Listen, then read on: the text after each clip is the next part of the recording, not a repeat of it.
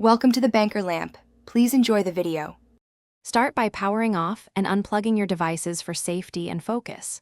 Remove silicone tips gently by pulling straight off the AirPods Pro stem.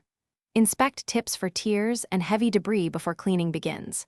Use a lint-free cloth moistened with 70% isopropyl alcohol to wipe external surfaces carefully.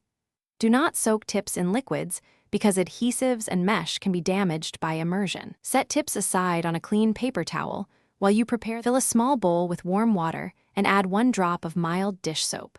Place the silicone tips in the solution and soak for 10 to 15 minutes. Gently rub the inside and outside with a soft toothbrush or finger to remove oils and grime. For whitening, apply 3% hydrogen peroxide briefly to stubborn stains, then rinse thoroughly with clean water. Rinse tips completely to remove any chemical residue before drying and reattaching to the earbuds. After rinsing, shake excess water gently from each silicone tip to accelerate drying. Place tips on a clean towel in a well-ventilated area to air dry for 24 hours. Avoid heat sources like hair dryers because high heat can deform silicone.